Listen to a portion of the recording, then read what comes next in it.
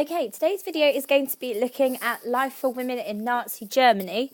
Have a look at the learning objectives for this video. I'm really sorry, but I've managed to crop off half the bottom bit and I can't bother to fix it. But we are going to be looking today at the role that women were expected to fulfill in Nazi Germany, and also to understand how to answer questions that are based around women. Okay, so before we can have a look at Nazi policies and decide whether we think that they're effective or not, or see what changes took place in women's lives as the Nazis came into power, we need to understand what life was like for women in Germany before the Nazis come into place. So we need to have a look at Weimar Germany. Now, Weimar Germany is the name of the government that was in place in the 1920s. They are the democracy that is put in place after World War I.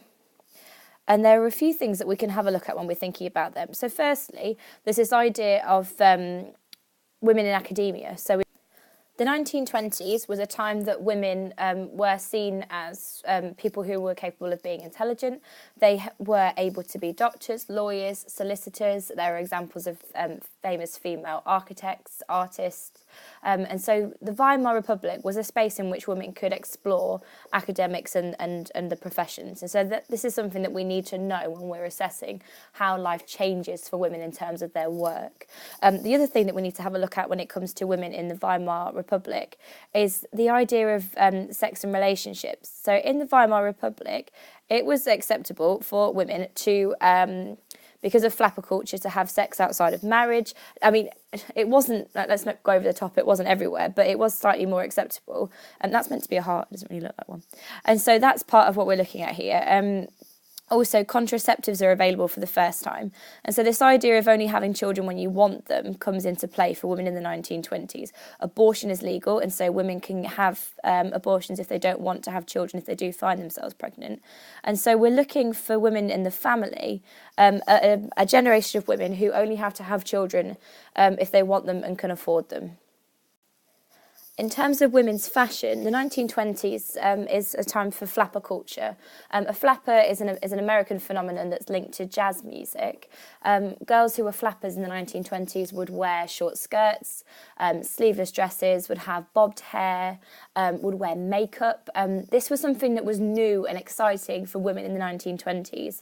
In Germany, in particular, there was a real shift in the 1920s as what women wore. Before the 1920s, and again afterwards, which we'll have a look at in a bit, traditionally German women had to wear long skirts, have their hair in buns, no makeup, and be very modest. So the 1920s was a huge time for fashion, and also in the 1920s, being incredibly thin was fashionable. And so for the first time, you have the concept of a diet. Now, this is something that's important in flapper culture because you need to look skinny to be in fashion, but it's also really important when we look at how things change for women in Nazi Germany. So the Nazis get into power and everything changes for women. So rather than having free social lives, free to do what they want academically, professionally, etc., the prospects for women become very, very limited. And so they are based around the children, the kitchen, and the church. Before we start on that in particular, when Hitler comes into power, he has a few problems that he sees he needs to address. The first is unemployment in German men. The second is a low birth rate, which means there's not many babies being born in Germany. And the third is a lack of traditional German culture. And the way that he deals with these is by focusing on children, kitchen, and the church. Now, the German translation is written there as well. As long as you get the spellings right, don't worry about your pronunciations. I know that I've managed to go through GCSE history and A-level with never knowing quite how to pronounce them. So as long as you get them right, that's okay. So let's have a look at the first one, which is children. So a low birth rate in Germany means less soldiers in the future, less workers in the future, and less Aryan people, which, as we know, is the Nazis' main focus. And so what they start to do is introduce incentives for women to have as many children as possible. One example of this is on the slides already. So this is the cross of the German mother. This is a gold one, so you would get this if you had 8 children who are German Aryans. You can get silver if you had 6, and you'd get a bronze if you had 4. And so there were incentives for women these were something that you could be really, really proud of. Women would get saluted if they'd earned these by all the people in their towns and villages. So it was a huge honour to get them. And so there was a real push for that kind of thing. Women were given all kinds of propaganda that looks like this one here. So they were always being shown of a picture of a blonde German woman with lots and lots of children. And the majority of German propaganda that has women in it includes children in the picture as well. So that's how Hitler tried to deal with the low birth rate problem, by encouraging women to have as many children as possible. The next one that we can focus on is this idea of cooking or being in the kitchen. Now, the Nazis only included German men in their unemployment statistics. And so if there was a job that a woman had, then she was giving it away from a German man who they saw as more important. And so the idea that a woman should be at home is enforced, and so a lot of women were encouraged to give up work, and later forced to give up work, to give their jobs to a German man instead. Any woman who kept her job was seen as a bad mother because she wasn't at home looking after her children, but also as a traitor to Germany because she was denying a man a job. And then finally, the 1920s had been a time of flapper culture and jazz culture and Americanization, which we've already talked about. Hitler wanted to bring back traditional German values, and so this idea of religion was really important to him, and this idea of the church. So women were seen as pillar stones of the traditional community, and he used them to bring back these traditional values of religion and small community events, street parties, that kind of thing. And so that was seen as their job, to help reintroduce these traditional German values. So here's some information that goes over just what we've been talking about. The Nazis had never had female leadership. There are a few examples of women who have leading roles in concentration camps, but they're rare and exceptional. The party never had women in its official leadership. Instead, the role of the German woman was to be a wife and a mother. She was to focus on her family and not on her career. This policy was actually popular in Germany. Obviously, women who wanted to stay in their jobs and were forced out of them legally, it must have been devastating for them. But there were actually quite a few groups of women that agreed with this. Firstly, a lot of men were unemployed at this time from 1933 onwards. And so some women in the 1930s resented other women taking what they saw as their husband's jobs, or what their husbands should be doing instead. And so there was a group of married women who believed that women having jobs was a real problem. In rural communities, that means in the countryside in Germany, this was a view that a lot of people had. They wanted the traditional housewife lifestyle. And so this was already something that was taking place in Germany in rural areas. And then finally, the propaganda that was aimed at women was really effective. And so if you are a teenage girl growing up in Nazi Germany and you're hearing these things all the time, then you're going to believe and support them. And so the propaganda meant that quite a large number of women did see this as their job, although, of course, not all. Again, some information. If you've got a notepad and pen in front of you, which I recommend, these are some of the things that we've talked about already. So Germany has a falling birth rate, which we've discussed. And so it meant that there were less soldiers, less workers, and less Aryan people. And so the Nazis made sure that they could do something about this, which was all the incentives that they had. So here's the medals that we've talked about already, propaganda, which we talked about already. One thing that we haven't spoken about already is the idea about contraceptives.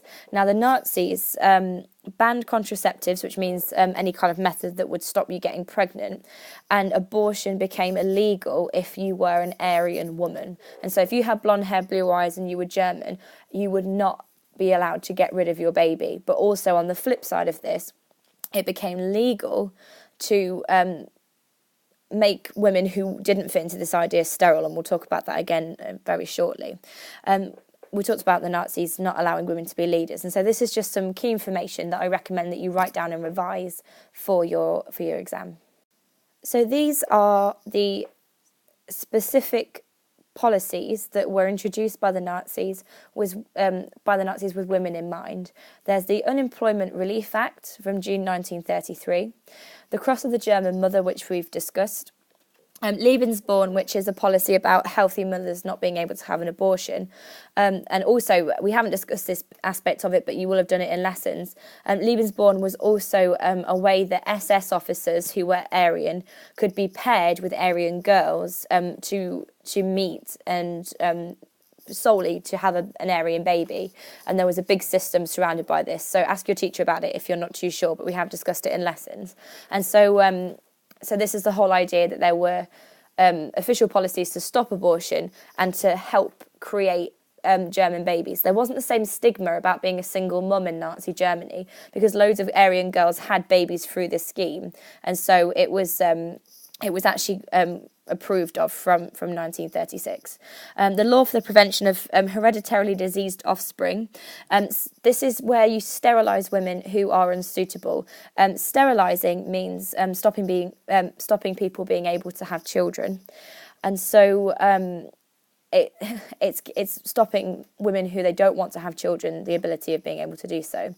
And then lastly, women in work. So there's 3 stages. The Nazis never allowed women to have jobs within the party ever, or leadership roles anyway. In 1933, no women are allowed professional posts, so teachers, doctors, civil servants, all those kinds of things. Women have to leave them to make way for men. And then in 1936, women are moved out of the judicial system, so law. Judges and prosecutors can't be women because of the judgments and the arguments that they're making. But then even members of a jury aren't allowed to be women. And the argument behind this was that women were too emotional, and so they couldn't get involved in criminal cases because they were too delicate and they were too emotional with the whole thing.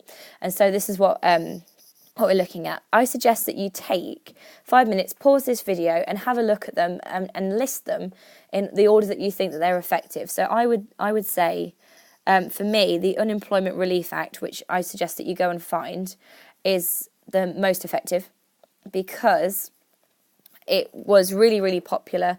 It was a financial incentive, and a lot of people did take up this idea of getting a loan in order to look after themselves financially. One thing it doesn't say on here that's really important is that with this loan, if you had 4 children in the 5 years after you'd taken out the 1,000 Reichsmark loan, you didn't have to pay it back. If you had 2 children, you only had to pay back half. If you had 1, you had to pay back a quarter. You get the gist. And so the more children you had, the less money you had to pay back. And so the more children you had, the more it felt like free money. And so I think that's for me, I think that's the most effective policy because it's a real financial incentive, and a lot of people did it.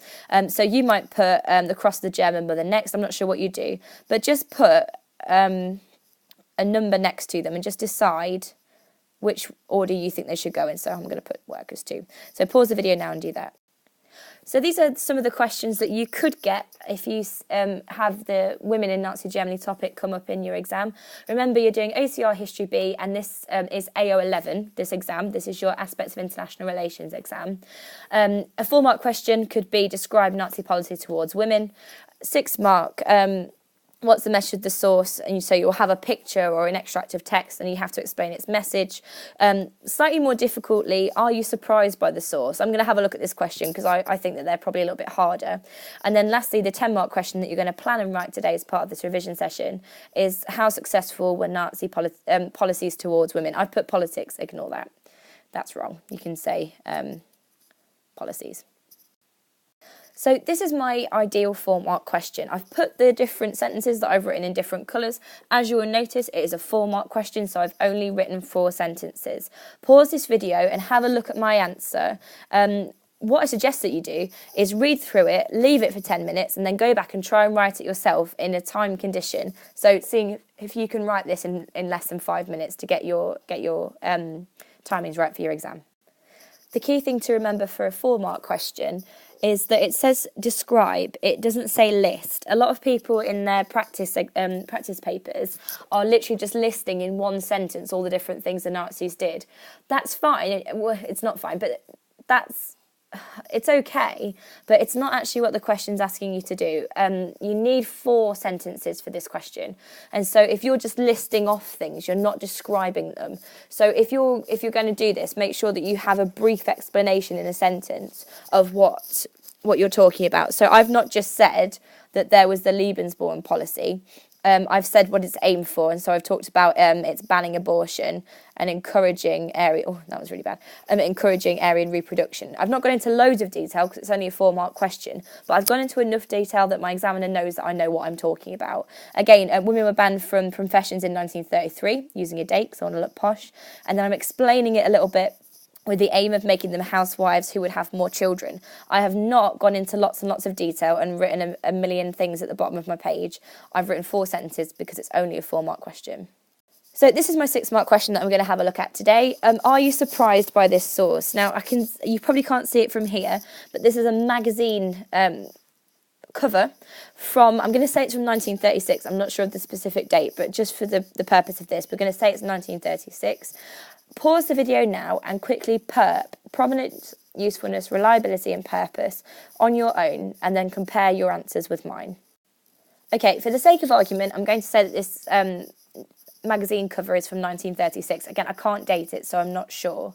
But the provenance of this source, obviously, it's from a magazine produced by the Nazis in 1936.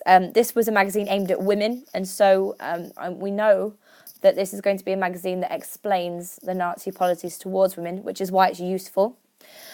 Is it reliable? Well, yes and no, really. I mean, in 1936, it became obligatory for every single girl in Germany to join the German Maidens League, which is the uniform that you can see here. So I can see that these 3 girls are part of the German Maidens League. And so it is reliable because every girl had to look like this at some point, but it doesn't necessarily tell us what they do or why they're doing it. And it doesn't tell us that this is compulsory. These girls are smiling, they look really, really happy until I drew all over them. And so it doesn't give this idea that they're being forced to take part in it, which they were. Its purpose, for me, is the most important aspect of this answer, because we're not surprised by this source, because it's a piece of Nazi propaganda that's purpose is to glamorise the League of German Maidens and promote this idea of the modest Aryan girl. So this is my answer to the 6-mark question. Pause the video, have a look through it to help you. Again, it's a 6-mark question. I've written 6 sentences, but I've added a lot of information in my 6 sentences. So pause this here and see what a good 6-mark question would look like. Okay, over to you. 6-mark question. Are you surprised by this source? Set a timer on your phone. You have 6 minutes to answer. For the 10-mark question, I don't think I would be able to fit a 10-mark answer on here. And so instead, I've kind of shown you my plan. So my 10-mark question is, how successful were I put politics again. How bad is that? Nazi policies towards women. It's overlapped a little bit from my word to my app on my iPad. So unfortunately, you can't read the first sentence. But it says, what were Nazi policies towards women? The 2 second most important sentences that you need to think about is, how was life different once the Nazis came into power? Because that's going to be whether they were effective or not. And how am I going to measure whether they were a success or not? Because if they weren't successful, why? And how am I going to measure this? How am I going to know? And that's the thing that we need to have a look at. What impact did they have on women's lives?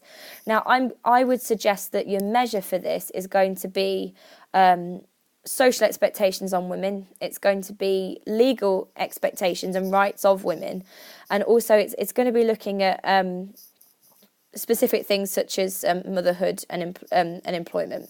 So in my introduction, which I'm going to talk about very, very quickly, I need to make sure that I'm explaining the different policies that were introduced to show off that I know what they are. Give a couple of examples. I'm going to explain how I measure success, and so we've talked about the rights that women have, what was expected of them socially, blah, blah, blah, whatever it is that you're choosing. I would quickly, in my first introductory paragraph, compare Weimar Germany and Nazi Germany in a sentence. Most importantly, make a judgment. One of the things the examiner's report called people upon last year is that they weren't making a judgment straight away. Say what you think. I think that the Nazi policies towards women were successful because, and make that your last sentence and link it back to your question. In every single one of my essays, I am using a point, evidence, explain, judgment, link, paragraph. There's a separate video on that, so if you're not sure what that means, you need to go and have a look at it. But remember, you are always linking back to the question at the end of each paragraph. This will help you stay on track and answer the question that's there, not the question that you want to be there. In my conclusion, I make sure that I summarise the effectiveness of each of the policies I've talked about. And again, I explain my opinion of why Nazi policies were or weren't effective. That's really important, that we have that judgment going on all the way through our answer. So have a go answering this 10-mark question now. Send your drafts to your teachers, who will be happy to mark them. And if you have any questions, don't forget to email me on my Lodge Park account. Okay, good luck.